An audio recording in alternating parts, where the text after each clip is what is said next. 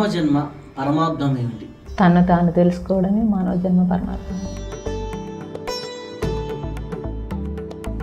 భావశూన్య సద్భావ సుస్థితికి వెళ్ళాలి. అప్పుడు భావనా బల భక్తిరుత్తమ అని చెప్పారు. కారణం తెలిసిన ఆ రూటు మాయ నుంచి బయటికి రాలేదు. బయటపడాలి అని తనకి తాను తెలియాలి. సరైన యోగం లేదంటే అర్హత లేదు. అర్హత సంపాదించుకోవాలి. అర్హత సంపాదించాలంటే కర్మయోగం ఉండాలండి. కర్మయోగం కింద మారితే అంతఃకరణ శుద్ధి అయితే ఆలోచన మారుతుంది. గురువు సహజంగా ఏం కోరుకుంటాడు? తను ఏదైతే అది కొద్దిగా పొందినా నాకంటే ఇంకా ఎక్కువ పొందాలనే తాపత్రయంతో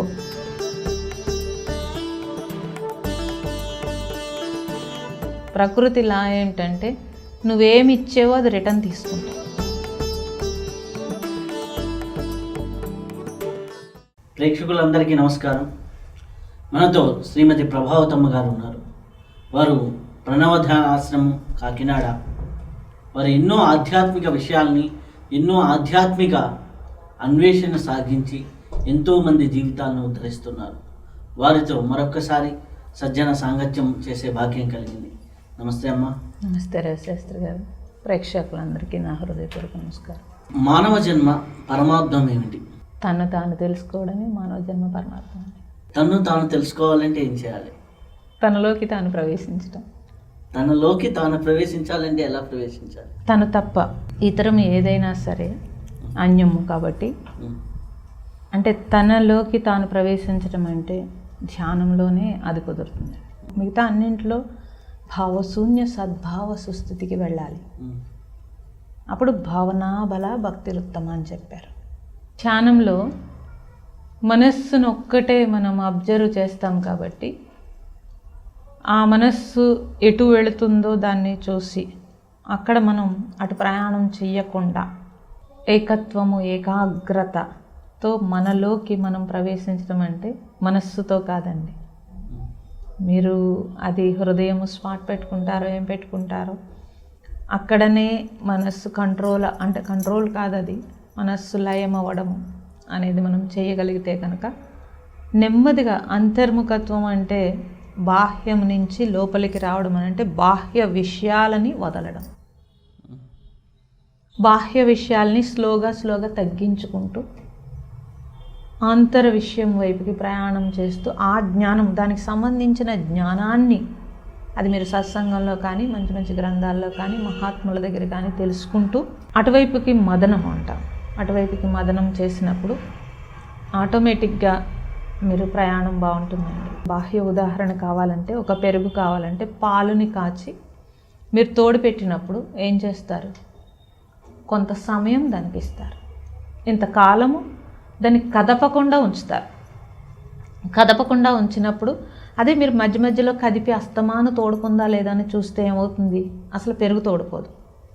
దానికి 8 గంటలో 6 గంటలో సమయం ఇచ్చి దాన్ని కదపకుండా అలా ఉంచేస్తారు. ఉంచినప్పుడు అది పెరుగు అవుతుంది. ఎప్పుడైతే అలా కదపకుండా మనస్సుని కూడా మనం అలాగే బాహ్య విషయాల వైపుకి కదపకుండా దాన్ని అలా ఉంచడం అనేది చేస్తే మీకు మీలో ఆ ఘర్షణ లేకుండా ఎలా ఉంటుందనేది తెలుస్తుంది. సో ఆ పెరుగుని మీరు మళ్ళీ కవ్వం పెట్టి చిలుకుతారు. అంటే అంతకుముందు వెన్న దాంట్లో ఉందనే మనకు తెలియదండి. ఎప్పుడైతే కవ్వం పెట్టి చిలకడం అని అంటే ఏకచింతనే కవ్వం అండి. ఒకే ఒక చింతన అనే కవ్వం పెట్టి మీరు తోడుపెట్టిన పెరుగంటే కదలని మనస్సుని చిలికినప్పుడు అక్కడి నుంచి ఒక అద్భుతమైన అంటే అంతఃకరణం, అది వెన్న పెరుగులో ఉందని కానీ పాలలో ఉందని కానీ మీకు తెలియదు అసలు. ఎప్పుడైతే చిలికినప్పుడు అది పైకి వస్తుంది. పైకి వచ్చినప్పుడు ఆ వెన్నని చూడండి ఎలా ఉంటుంది, స్వచ్ఛంగా, స్మూత్గా, తేలికగా. అంటే దాంట్లో ఎటువంటి బరువు ఉండదు. అంటే ఎటువంటి స్థితి అనేది దానికి మీరు చెప్పలేరు. అలాగే మనలో కూడా ఎప్పుడైతే ఆ ఏకచింతన అని మనస్సుని మీరు కవ్వం పెట్టి కలిపినప్పుడు, చితికినప్పుడు లోపల ఉండే ఆ స్వచ్ఛమైన స్థితి ఏదైతే ఉంటుందో అది మనకి అనుభవంలోకి వస్తుంది. అలా మీరు అంతర్ముఖం వైపు ప్రయాణం చేయటం. అంతర్ముఖ సమారాధ్య బహిర్ముఖ సుదుర్లభ అంటారు. అసలు అంతర్ముఖంలో ఎట్లా ఒక విషయాన్ని సంకల్పాన్ని చేస్తే అది బహిర్ముఖంలో ఎట్లా అవుతుంది? అసలు సంకల్పము ఉండదండి. ఆ స్థితికి వెళ్ళిన తర్వాత సంకల్పం ఉండదు, స్ఫురణ ఉంటుంది. స్ఫురణకి సంకల్పానికి, సంకల్పం అంటే మనము కోరిక ద్వారా లేకపోతే జీవభావం ద్వారా వస్తుంది. స్ఫురణ అనేది నువ్వు చేయాల్సిన వర్క్ ఏదైతే ఉందో అది ఈశ్వర నిర్ణయం ప్రకారము ఈ శరీరాన్ని సమర్పణ చేసేస్తే ఆ సమర్పణ నుంచి స్ఫురణ పుడుతుంది. ఆ స్ఫురణ నుంచి వచ్చేది అది ఈశ్వర శక్తితోడే ఆ క్రియ జరుగుతుంది. స్ఫురణకి ఈ యొక్క సంకల్పానికి డిఫరెన్స్ చెప్పారు కదమ్మా.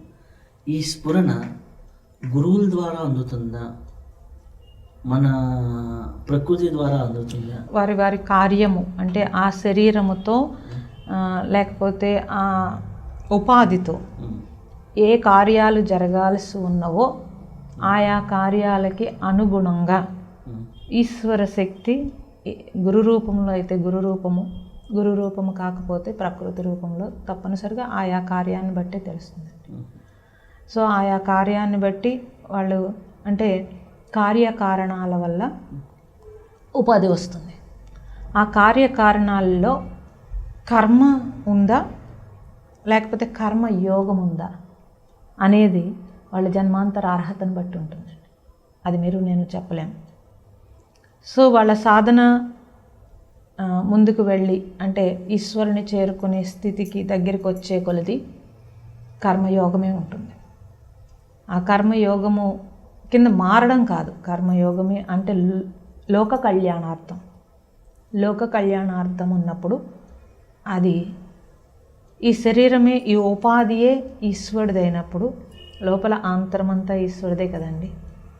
సో కాబట్టి ఆయా కార్యాన్ని బట్టి సహకారము అది ఒక్కొక్కసారి గురువు యొక్క స్థితి కూడా సహకారమే అవుతుంది, అంటే తోడవుతుంది. గురుశక్తి ఇతను తోడవుతుంది. ఒక్కొక్కసారి ప్రకృతి పాదాక్రాంతమై లోక కళ్యాణార్థం వాళ్ళకి సహకారం అందుతుంది. కార్యకారణ సంబంధము అంటే ఏంటి? కార్యకారణ సంబంధం ఇదేనండి. ఏ కార్యానికి మనం వచ్చాము అన్నప్పుడు రావడము శరీరాన్ని తీసుకుని ప్రారబ్ధానుసారం వచ్చినా ఎందుకు వచ్చాము అనేది తెలుసుకుంటే ఏ కార్యార్థము నేను ఈ జన్మను తీసుకున్నాను అనే క్వశ్చన్ వేసుకోకపోతే కనుక ఉపాధి ప్రారబ్ధానుసారం వచ్చి మరల ప్రారబ్ధంలోకి కూరుకుపోతుంది. సో ప్రారబ్ధాన్ని వదిలించుకోవడానికి ఉత్తమమైన మానవ జన్మకు వచ్చి మరలా ప్రారబ్ధాన్ని పెంచుకుని మరలా జన్మల లిస్టు పెంచుకుని వెళ్తాడు. జ్ఞానికి ప్రారబ్ధము ఉండదని చెప్తున్నారు. ఎందుకు ఉండదు అంటే ఎప్పుడైతే తిరిగి ఏ ప్రారబ్ధానికైతే వచ్చారో ఆ ప్రారబ్ధాన్ని అనుభవిస్తూనే తిరిగి ప్రారబ్ధాన్ని పెంచుకో. జ్ఞానాగ్ని దగ్ధ కర్మాని, జ్ఞానం అనే అగ్నిలో వాళ్ళ కర్మలన్నీ దగ్ధం చేస్తారు కాబట్టి తిరిగి ప్రారబ్ధము ఉండదు. మనకెందుకు ఉంటుంది అని అంటే ఒక ప్రారబ్ధాన్ని అనుభవిస్తూ దీనివల్ల ఇది జరిగింది, దానివల్ల ఇది జరిగింది, వీడి వల్ల ఇలా జరిగింది, వాళ్ళ వల్ల ఇలా జరిగింది, లేకపోతే ఇలాగా కోరికలు, శరీర జాస ఇవన్నీ యాడ్ చేస్తాం కాబట్టి ప్రారబ్ధాన్ని అనుభవిస్తూ కొత్త ప్రారబ్ధాన్ని మనమే సృష్టించుకుంటాం. కాబట్టి అందుకని కార్యము అంటే ఇంకా కారణం పెరిగిపోతుంది కాబట్టి కార్యాలు కూడా మనకు పెరిగిపోతున్నాయి. కారణమే లేకపోతే కార్యం ఏముందండి? నేను వచ్చిన కారణం ఏమిటో తెలుసుకుంటే కనుక నా కార్యాలు తగ్గిపోతాయి. నేను వచ్చిన కారణం తెలుసుకోకపోతే నా కార్యాలు పెరిగిపోతాయి. వచ్చిన కారణం ఏమిటి? నన్ను నేను తెలుసుకోవడానికి వచ్చాను. అది మానేసి నేను ఒక గురువునను, లేకపోతే నేను ఒక పలానా రాజకీయ నాయకుడినను, లేకపోతే పలానా ఇదను పలానా అదను వెళ్ళాను అనుకోండి, రూట్ మారిపోయింది కదండి. లేకపోతే నేను పలానా భర్తనను భార్యను, నేను గృహస్థులుగా ఉండొద్దు అని నేను చెప్పట్లేదు, మీరు ఇది కూడా గుర్తుపెట్టుకోవాలి. మేము కూడా గృహస్థులమే కదా. ఉంటూనే నేనెవరిని అనే క్వశ్చన్ వేసుకుని అటువైపు ప్రయాణం చేయకపోతే అది పాత్ర పోషణ. పాత్ర పోషణ, కర్తవ్యము లేదా ధర్మము పాత్ర పోషణ చేస్తూ, రెండవ సైడు నా ప్రయాణము అంతరము వైపు ఉండాలి అనే ధ్యాస లేకపోతే జన్మ వృధా. అందుకని ఏ కార్యం కోసం నేను వచ్చాను అనేది నాకు తెలియకుండా ఈ జీవితం వేస్ట్ అయిపోతే కనుక మళ్ళీ ఏదో ఒక కారణంలో జన్మ తీసుకోవలసి ఉంటుంది. నేను పుట్టిన కారణం ఒకటి, అంటే ఒక వ్యక్తి పుట్టిన కారణం ఒకటి, మనసు వేసే ఆటల్లో ఏదో మలుపు తిరిగి వేరే రూట్ తీసుకుంటారు. కానీ వారికి కారణం తెలిసిన ఆ రూటు మాయ నుంచి బయటికి రాలేరు. అప్పుడేం చేయాలి? బయటపడకపోతే ఎవరేం చేయగలుగుతామండి? బయటపడాలి అని తనకి తాను తెలియాలి. ఎందుకనంటే మనం ఎంత చెప్పినా కొంతమందికి అది అర్థం కాదు. అంటే నా దృష్టిలో నేను అబ్జర్వ్ చేసింది, నేను ఇది శాస్త్రం ప్రకారం చెప్పట్లేదు, నేను అబ్జర్వ్ చేసింది ఏంటంటే, సరైన యోగం లేదంటే అర్హత లేదు. అర్హత సంపాదించుకోవాలి. అర్హత సంపాదించాలంటే కర్మయోగం ఉండాలండి. కర్మయోగం కింద మారితే అంతఃకరణ శుద్ధి అయితే ఆలోచన మారుతుంది. అంతఃకరణ శుద్ధి కాకుండా ఆలోచన మారదు. ఏ జన్మ తీసుకున్నాను, నేనేం చేస్తున్నాను అనేది తెలియకపోతే ఎంతవరకు అంటే అర్హత అంటే పుణ్యం సంపాదించుకుంటారు. చాలా వరకు ప్రతిదీ పుణ్యమే. అసలు దానం చేసినా పుణ్యమే, లేకపోతే సేవ చేసినా పుణ్యమనో, లేకపోతే పుణ్యం కోసం చేస్తారు. అప్పుడు క్షీణే పుణ్యం అచ్చులోకమని పుణ్యం సుఖాన్ని ఇస్తుంది. కర్మ యోగం కింద మారితే త్యాగము అర్హతనిస్తుంది. త్యాగము కాబట్టి ఏదైనా త్యాగం ఉంటే కనుక ఈశ్వరుడు త్యాగమే కదండి చేస్తున్నారు. ప్రతిదీ త్యాగం అనే వర్డ్ కూడా వాడక్కర్లేదు. ఇంకంతా ఆయన దయామయుడు అని మనం ఎలా అంటున్నామో అలాగా అంతటా ఒకే ప్రేమ ఈశ్వరుడిది. అలా మనము ఆ ప్రేమని మనం కూడా పంచగలిగినప్పుడు మనకు ఒక అర్హత వస్తుంది. ఏమి అర్హత అంటే అట్లీస్ట్ ఈశ్వరుడు దగ్గరికి వెళ్ళే అర్హత వస్తుంది. ఈశ్వరుడు అంటే ఒక పెద్ద ఆయన అని కాదు. పోనీ ప్రకృతి తీసుకోండి మీరు. ప్రకృతి ఏం చేస్తుందండి అంటే అంతా తిరిగిస్తుంది. తానేం తీసుకోవట్లేదు, ఏమీ ఆశించట్లేదు. అట్లీస్ట్ మన స్థితి అలా ఉంటే ప్రకృతి దగ్గరికి వెళితే మనకి మన ఆలోచన మారిపోతుంది. మారినప్పుడు అది ఎలా ఉందో నేను అలాగే ఉండాలి. ఇప్పుడు తల్లిదండ్రులకి ఒక 4 పిల్లలు ఉన్నారనుకోండి. 4 పిల్లలు తల్లిదండ్రులు మెప్పు పొందలేరు, లేకపోతే హృదయాన్ని తాకలేరు. ప్రేమ అందరికీ సమానంగానే పంచుతారు. కానీ ఎవడైతే ఆ తల్లిదండ్రుల పేరు ప్రతిష్టలో లేకపోతే తల్లిదండ్రులకి ఇబ్బంది కలగకుండా ఉన్నాడో ఆ బిడ్డ అంటే ఎప్పుడూ రెస్పెక్ట్ ఉంటుంది. ఎందుకు రెస్పెక్ట్ ఉంటుందని అంటే నలుగురు ఆ బిడ్డ ద్వారా పొందే ఆనందాన్ని వాళ్ళు పంచుకుంటున్నప్పుడు ఆ బిడ్డను తలుచుకుంటేనే హాయి వస్తుంది. అలాగే పరమాత్మ మనల్ని పుట్టించినందుకు మనం కనీసం పరమాత్మ మెచ్చేటట్టుగా మెచ్చుకోవడం అంటే పరమాత్మగా ఆయన చేరుకునేలాగా ఆయనకు దగ్గర అవ్వడానికి, అట్లీస్ట్ ఆయనలా ఉండడానికి. ఇప్పుడు పలానా వారి బిడ్డ అన్నప్పుడు మా నాన్నగారి పేరు నిలబెట్టాలి అనుకున్న కొడుకే కొడుకు. ఆయనకులాగా ఏదన్నా గౌరవాలతో జీవించినప్పుడు కదా పలానా వారి కొడుకు అని గుర్తింపు వస్తుంది. పలానా వారి కొడుకు పండితపుత్ర పరమసుంటలా ఉంటే అప్పుడు గుర్తింపు వస్తుంది. ఈ కొడుకేంట్రా బాబు ఈయనకని అప్పుడు గుర్తింపు వస్తుంది. అలాంటి గుర్తింప లేకపోతే ఆయన పేరు ప్రతిష్టలు నిలబెట్టే కొడుకుగా కావాలా? మనం భౌతికంగా ఏమనుకుంటాము? ఆయన పేరు ప్రతిష్టలు నిలబెట్టే కొడుకుగా అవ్వాలనుకుంటాం. మరి పరమాత్మ నుంచి నేను వచ్చినప్పుడు నేను మళ్ళీ తిరిగి పరమాత్మ దగ్గరికి చేరుకోవాలంటే ఆయనకిలా ఉండాలా, వేరేలా ఉండాలా? ఒక లంచగొండిగా ఉంటే ఏం బాగుంటుందండి?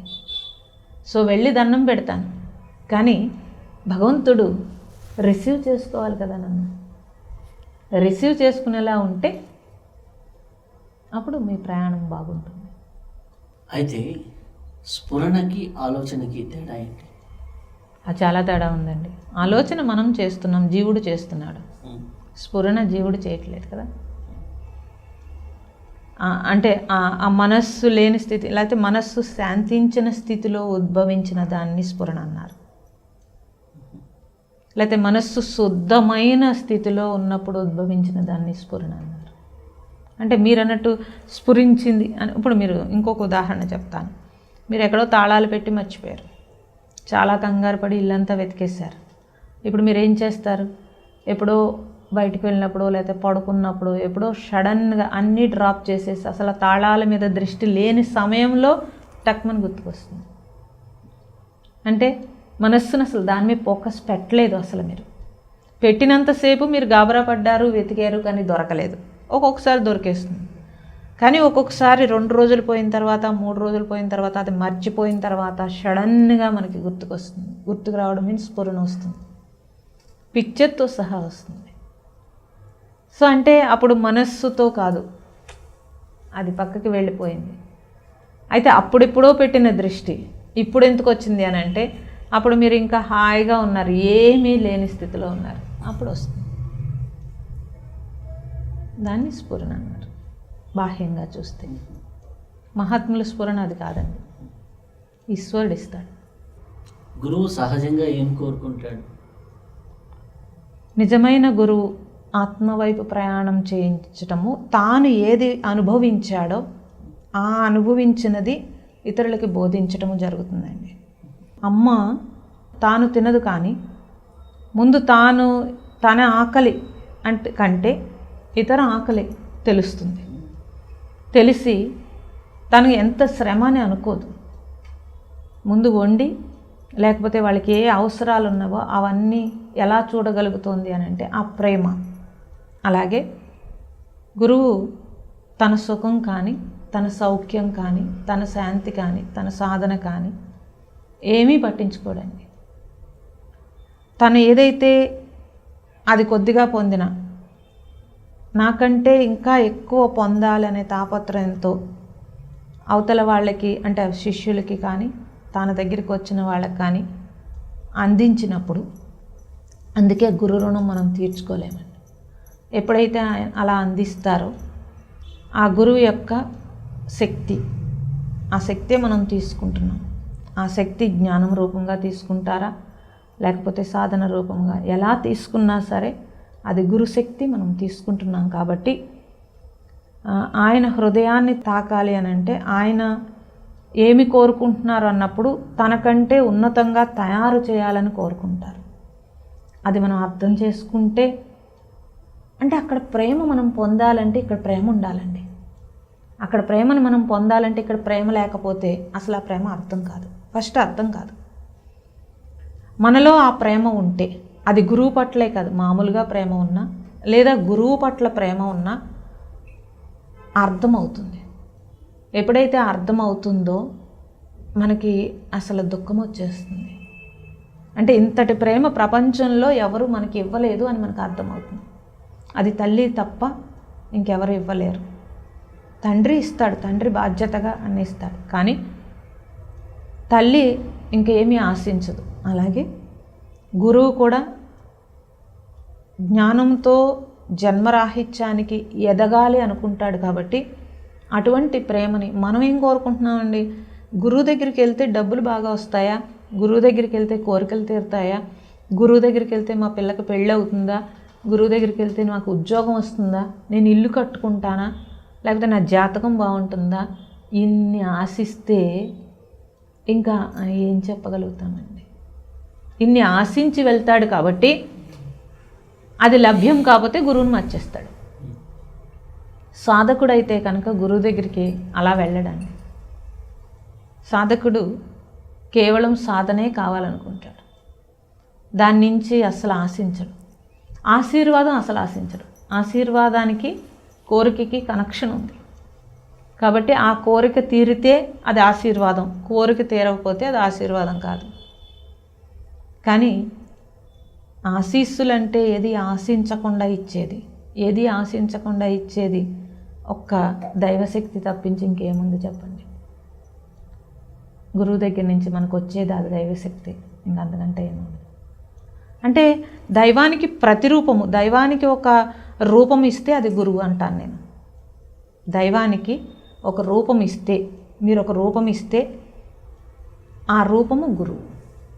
అప్పుడు అక్కడి నుంచి దైవశక్తి అందుతోంది అనేది మనం రిసీవ్ చేసుకోగలిగితే అసలు తట్టుకోలేము ఆ స్పందన.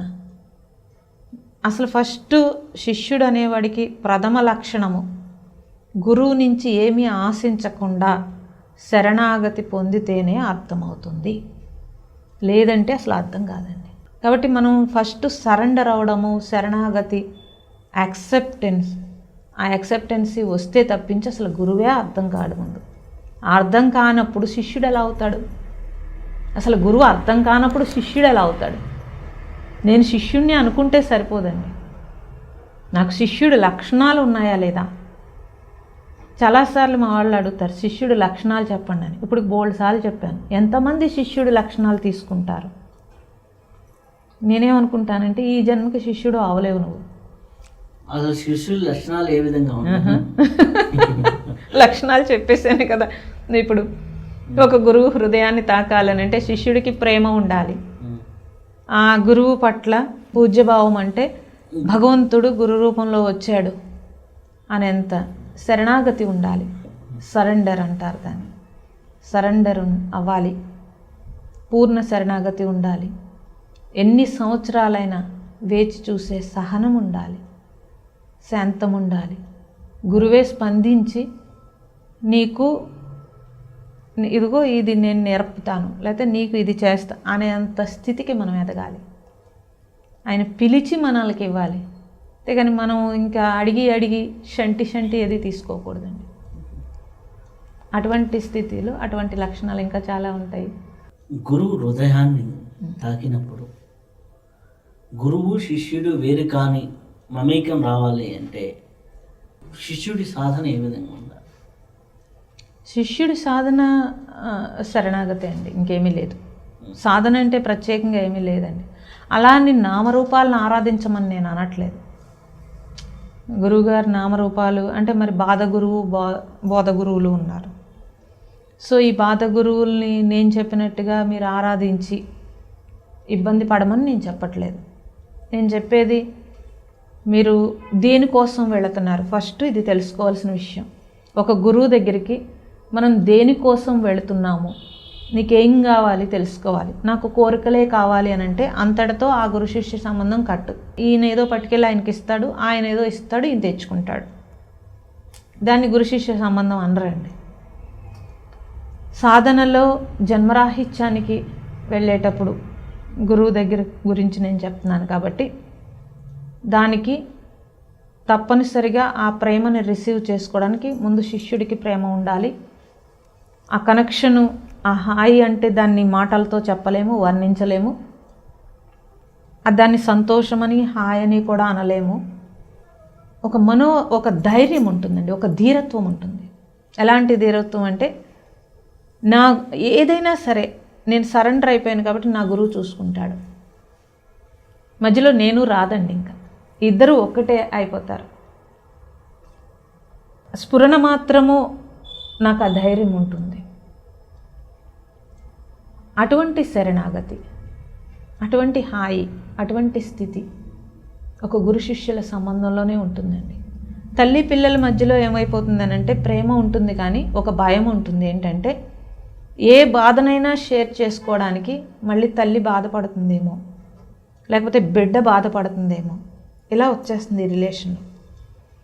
కానీ గురు శిష్య సంబంధము బాహ్యము కాదు, ఆంతరం కాబట్టి శరణాగతి ఉంటుంది. తల్లి బిడ్డల్లో శరణాగతి ఉండదండి, ప్రేమ ఉంటుంది. గురు శిష్య సంబంధంలో సరెండర్ ఉంటుంది, శరణాగతి ఉంటుంది. కాబట్టి ఇంకా ఈశ్వరుడే గురు రూపం అన్నప్పుడు అది మీరు ఈశ్వరుడికే చెప్పుకుంటారా, గురువుకే చెప్పుకుంటారా? ఆటోమేటిక్గా నేను ఎప్పుడైతే సరెండర్ అయిపోతానో ఆ మనోధైర్యము, ఆ ధీరత్వము వచ్చేస్తాయి మనకి. అటువంటప్పుడు అంటే ఇప్పుడు మనం ఎలా అయితే ఆ ప్రేమని టచ్ అవుతున్నామో ఆ శరణాగతిలో కూడా, ఆ సరెండర్లో కూడా టచ్ అయ్యి ఆ ధైర్యంతో సాధనలో ముందుకు వెళ్ళిపోగలుగుతాడు. అది సంబంధం. అయితే ఈ సాధనలో ముందుకు వెళ్ళేటప్పుడు సాధనలో వచ్చేటటువంటి ప్రధాన అడ్డంకులు ఏంటి? సాధనలో వచ్చే ప్రధాన అడ్డంకులు వ్యక్తి భావన. ఫస్ట్ వ్యక్తి భావన వస్తుందండి. నన్ను ఏమైనా అనుకుంటున్నారేమో, ఇలా చేయటం తప్పేమో, ఇలా వెళితే ఇవన్నీ వదిలేయాలేమో, ఈ డౌట్లు. ఆటంకం కూడా ఎలా ఉంటుందంటే బంధువుల నుంచి లేకపోతే రిలేషన్ నుంచి ఏవో ఒత్తిళ్ళు, ఇబ్బందులు ఇవన్నీ ఉంటాయి. అంటే ఒక గృహస్థ అయితే కనుక, బ్రహ్మచారి అయితే కనుక మనస్సు ఒత్తిడి ఉంటుంది, కానీ గృహస్థులకి వ్యక్తి భావన అనే ఆటంకం ఉంటుంది. కాబట్టి గృహస్థు సాధనలోకి వెళితే ఫస్ట్ తీయాల్సింది వ్యక్తి భావన. వ్యక్తి భావన తీసి నేను ఆ మహాశక్తినితో కలవడానికి అంటే ఐక్యం అవ్వడానికి వెళ్తున్నప్పుడు, నేను కూడా ఒక శక్తిని అన్నప్పుడు నాకు ఈ వ్యక్తి భావన పక్కన పెట్టేయాల్సి ఉంటుంది. గృహస్థ అయితే. బ్రహ్మచారి కూడా వ్యక్తి భావన పక్కన పెట్టాలి. ఆశ్రమాల్లో ఉండి సాధన చేసుకునేవాళ్ళు ఆశ్రమంలో రకరకాలైన ఇబ్బందుల్ని అన్నింటినీ సాధన కోసమే ఇవన్నీ నేను రిసీవ్ చేసుకోవాలి అని రిసీవ్ చేసుకుంటే అతనికి వ్యక్తిభావన ఉండకూడదు. ప్లస్ సాధనలో వచ్చే అడ్డంకులు ఏంటంటే అహంకారమే అడ్డం వస్తుందండి. నేను బాగా సాధన చేస్తున్నాను, లేకపోతే గృహస్థులు అందరినీ చూసి వీళ్ళకంటే నేను బెటర్, నేను ఈ ఆశ్రమంలో ఉండి ఇంత గొప్ప సాధన చేసేస్తున్నాను అనే అహంకారం అడ్డొస్తుంది. గృహస్థికి ఎక్కువగా వచ్చేది వ్యక్తి భావన. నేనేం చెప్తానంటే మీరు ఆ వ్యక్తి భావన వదిలేయండి. ఫస్ట్ నలుగురు 4 రోజులు అనుకుంటారు, 5వ రోజు మీరు సాధకుడు అని గుర్తించినప్పుడు వాళ్ళు మిమ్మల్ని పక్కకి తోసేస్తారు, వాళ్ళలో కలుపుకోరు. నేను వెళ్ళి కలిస్తేనే తప్పించి ఎవడో కలుపుకోడండి. నేను వెళ్ళి కలుస్తాను. ఎందుకు కలుస్తాను అంటే నన్ను ఏమైనా అనుకుంటారేమో, నన్ను దూరం పెట్టేస్తారేమో అని భయం వేసి ఓ పక్కన సాధన చేస్తుంటాడు, ఓ పక్క 10 పెళ్ళిళ్ళకి అటెండ్ అవుతుంటాడు, అయితే 10 పేరెంటాళ్ళకి అటెండ్ అవుతుంటాడు, మమేకమైపోతూ ఉంటాడు. ఇలా అయితే తప్పదండి అంటాడు. ఎందుకు తప్పదండి? అసలే నువ్వు గృహస్థువి, నీకు అసలే టైం లేదు. ఉదర పోషణార్థం ఇంట్లో వెనకాల నలుగురిని పోషించడానికి, నలుగురికి ఏదో చేయటానికి నాకు సమయం సరిపోతుంది. మిగతా సమయంలో వ్యక్తి భావన పెట్టుకుంటే ఇంక సాధన ఏం చేస్తాడు? ఏకాంతం ఎక్కడి నుంచి వస్తుంది? కాబట్టి గృహస్థు ధర్మం ఏమిటి? ఆ ధర్మం ప్రకారము ఈ శరీర పోషణార్థము అవసరమైన పనులు చేసుకోవడము, మిగతా సమయాన్నంతా ఈశ్వర నామంతోటో లేకపోతే ఈశ్వరుని యొక్క వైపు ప్రయాణం, సాధన, నా సాధన ఏదైతే ఉందో, ఎవరెవరు ఏ సాధనలు చేస్తున్నారో ఆయా సాధనల వైపుకి నా సమయాన్ని కేటాయించాల్సి ఉంటుంది. వెళ్తే తప్పేంటండి, మేము అంటుకోకుండా వచ్చేస్తున్నాం అని అంటే నేనేం చెప్తానంటే మీరు ఒక పెళ్ళికి వెళ్ళొచ్చి ఈ రాత్రి పెళ్ళి చూసి ఆ తెల్లవారుజామున మీరు ధ్యానం చూసుకోండి, లేకపోతే పూజ చూసుకోండి, జపం చూసుకోండి. అది డిస్టర్బ్ అవ్వకుండా డెప్త్లోకి వెళ్ళదు. ఇది మీరు గమనించేస్తే తెలిసిపోతుంది మనకి. లేదా వ్యక్తి భావనని పెంచే మనుష్యులు ఉండి మనల్ని పొగుడుతూ ఉంటే ఆహా ఓహో అని ఆ రోజు గడిచి మరునాడు ధ్యానం చూసుకోండి, మనస్సు లెగిసిపోయి ఉంటుంది. ఇదే ఉదాహరణ. మీరు ఎవరి దగ్గరికి వెళ్ళక్కర్లేదు, మీ ఇంట్లో కూర్చుని మిమ్మల్ని మీరు టెస్ట్ పెట్టేసుకుంటే తెలిసిపోతుంది.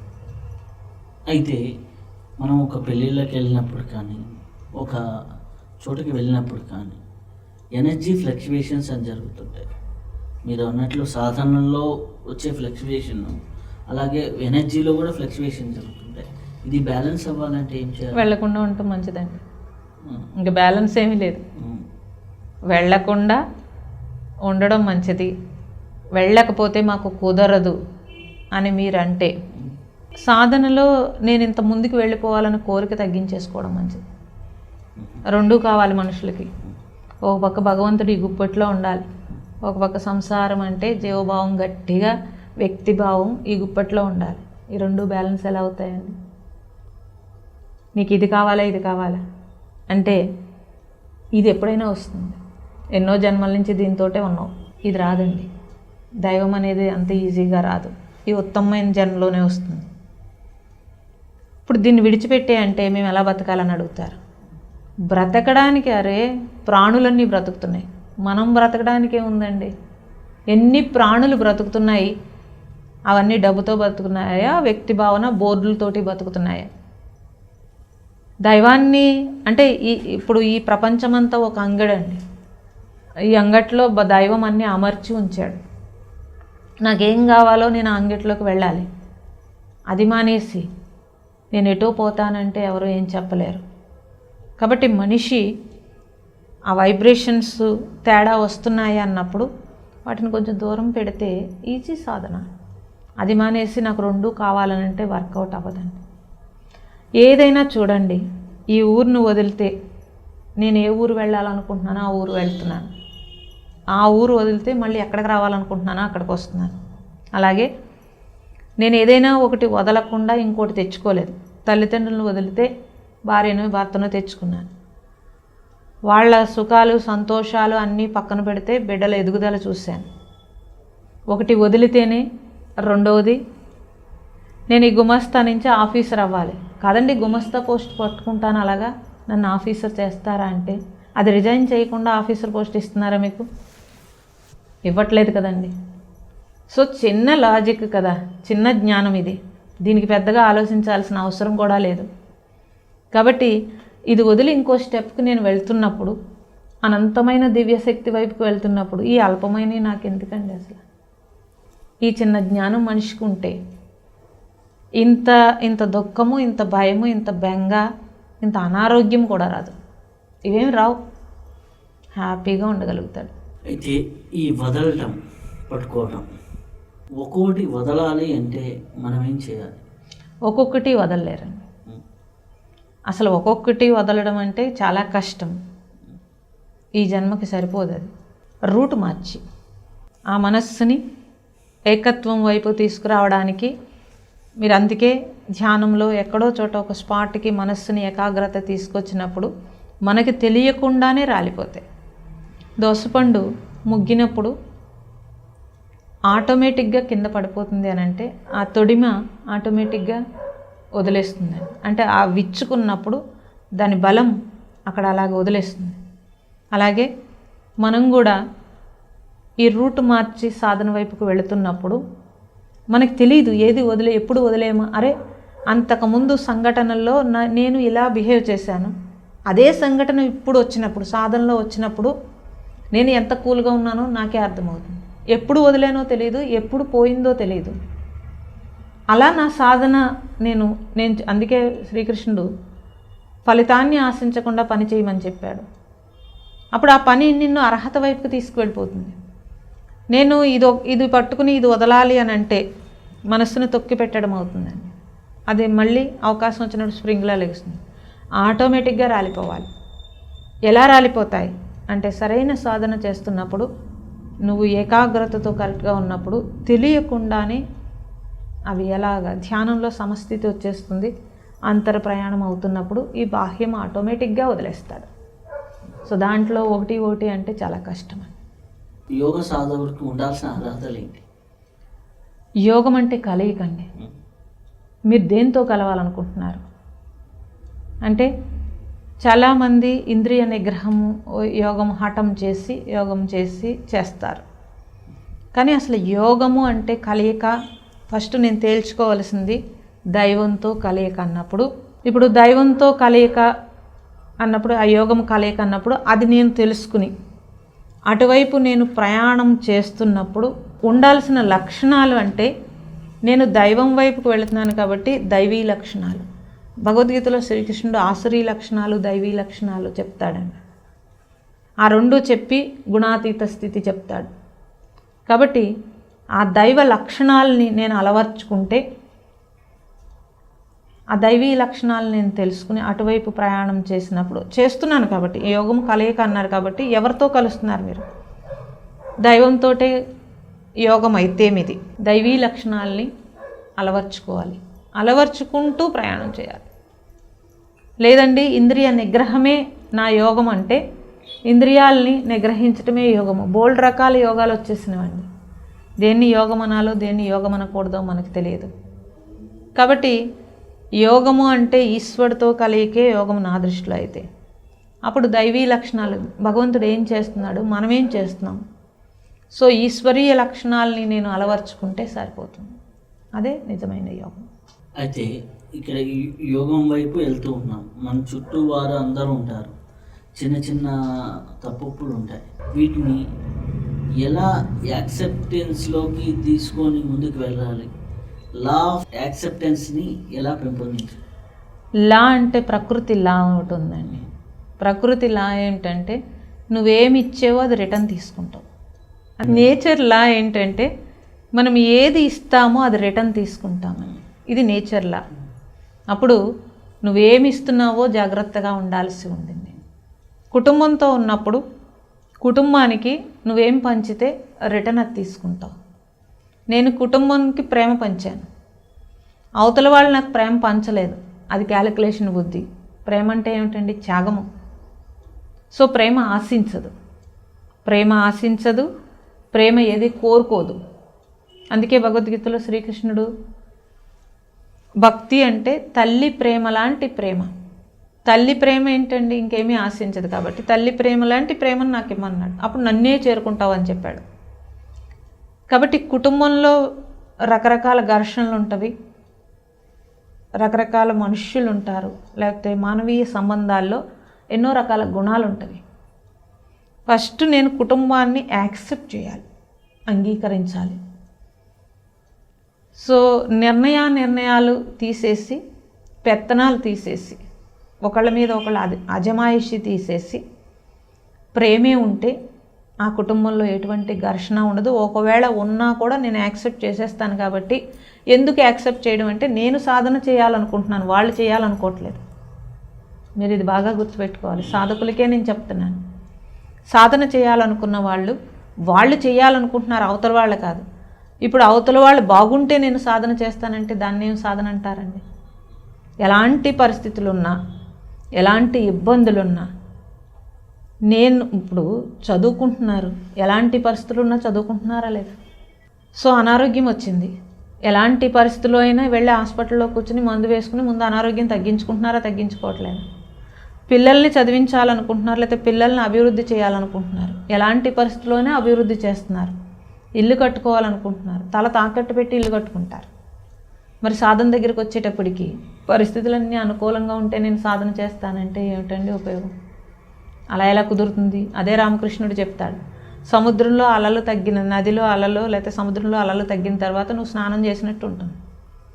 అలా కాకుండా కుటుంబంలో ఉండేటప్పుడు నేను సాధన చేయాలనుకుంటున్నాను కాబట్టి అవతల వాళ్ళని ఎస్ అనో లేకపోతే అంగీకరించో. అలా అయితే లోకు కట్టేస్తారు కదండి అని నన్ను అడుగుతారు. కడితే కట్టని నీకేంటి? ఎవరికి లోకువా? వ్యక్తిభావన ఉంటే లోకు అయిపోయాను అనుకోవచ్చు కదండి. కాబట్టి ఏమైనా చేసినా నా మనస్సు డిస్టర్బ్ అవ్వకుండా, నిర్ణయాల్లో నేను ఇరుక్కోకుండా, ఇష్టాల్లో నేను ఇరుక్కోకుండా నా లక్ష్యము సాధన అని అనుకుంటే ఏ కుటుంబము ఏది నిన్ను అసలు ఆటంకమే పెట్టలేదు. సో ప్రకృతిలా ఏంటి? నేనేమి ఇచ్చానో అది రిటర్న్ తీసుకుంటాను. కాబట్టి నేను ఈ ప్రేమనే పంచాను అనుకోండి, రిటర్న్ నాకు ప్రేమ అందుతుంది. అది ఫలానా వ్యక్తి నుంచి అందకపోవచ్చు, ఇంకో రూపంలో అందుతుంది. నేను కోపాన్ని ఇచ్చానా, రిటర్న్ కోపం తీసుకుంటాను. నేను ద్వేషాన్ని ఇచ్చానా, రిటర్న్ ద్వేషం. నేను అసూయని ఇచ్చానా, రిటర్న్. నువ్వేమి ఇచ్చావు అది బాలు గోడకు కొట్టారు సార్, వెనక్కి వస్తుందా లేదా అక్కడ టచ్ అయిపోతుందా? వెనక్కి వస్తుంది. ప్రకృతిలా అంతే, నేనేమి ఇచ్చానో అది రిటర్న్ వచ్చేస్తుంది. ఇది తెలుసుకుంటే సరిపోతుంది. జీవితం చాలా సింపుల్, చాలా అందమైన జీవితం.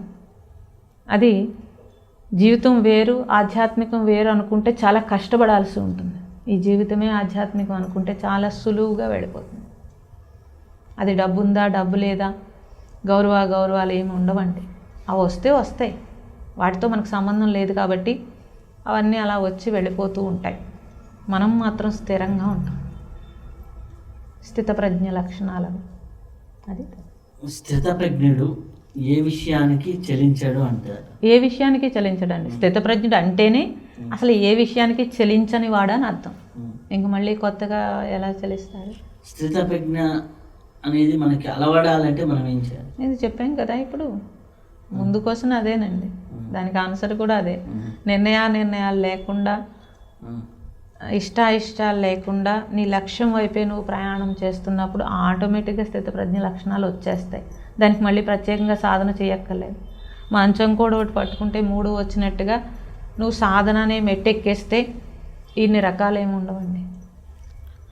సాధనలో ఒక ఉన్నత స్థితికి చేరినటువంటి ఒక వ్యక్తి మనసుని తామరాకు మీద నీటి బొట్టులాగా ఉపయోగిస్తారంటారు.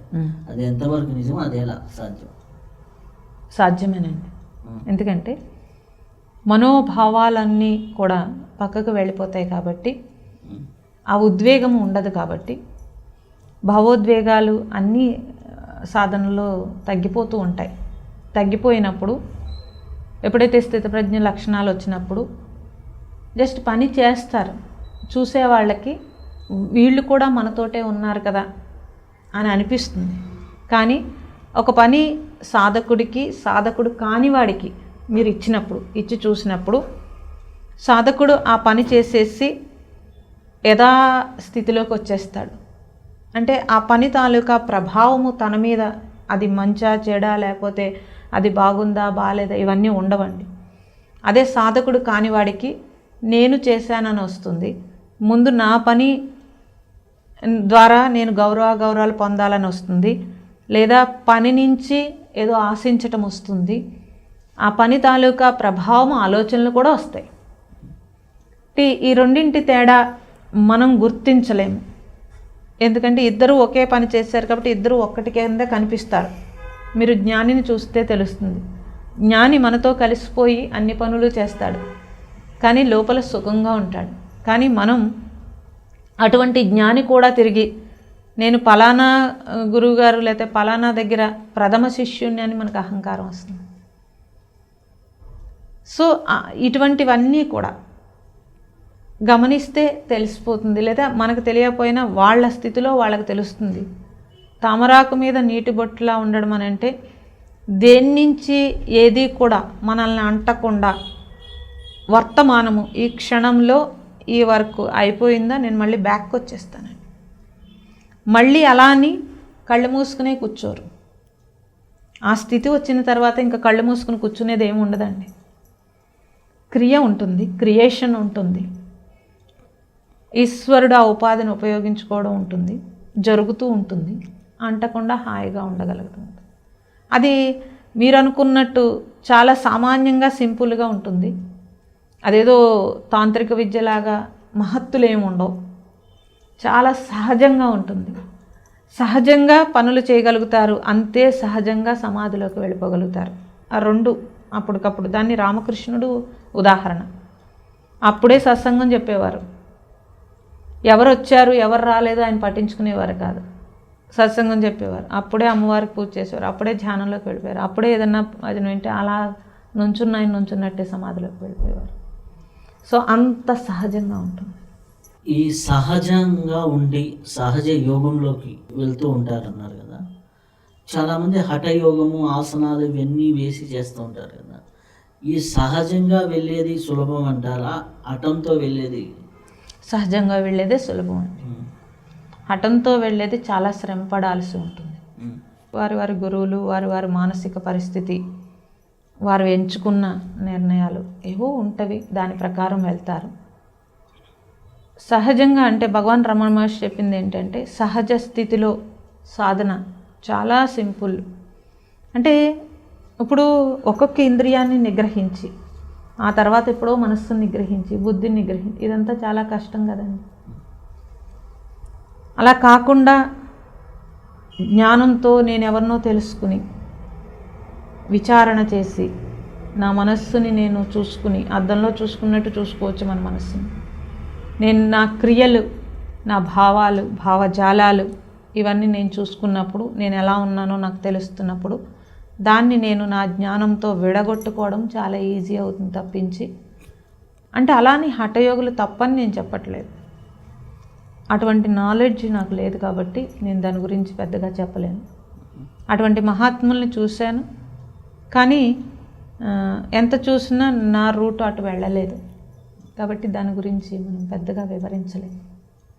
మనిషి యోగంలో ఉంటూ ఆనందంగా ఉండాలి అంటే ఏం చేయాలి? యోగ సాధనతో పాటు ఇంకా మిగిలిన ఏమైనా చేయాలి? ఇంకా ఇన్ని చేసేస్తే సుఖంగా ఉండడండి.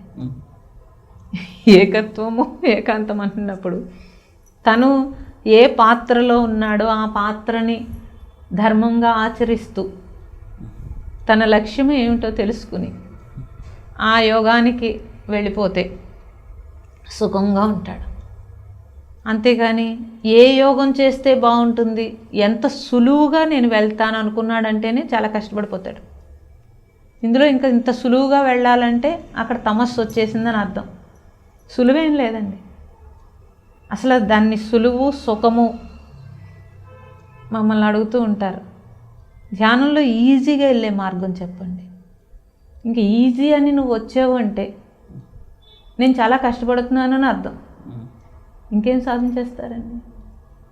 ధ్యానంలో ఎలా వెళ్ళాలి ముందుకు అని అడిగితే క్వశ్చన్ బాగుంటుంది తప్పించి, ధ్యానంలో ఎంత సులువుగా ఎంత ఈజీగా వెళ్ళాలన్నా అంటే ముందే క్యాలిక్యులేషన్ బుద్ధితో వచ్చి కూర్చున్నాడని అర్థం.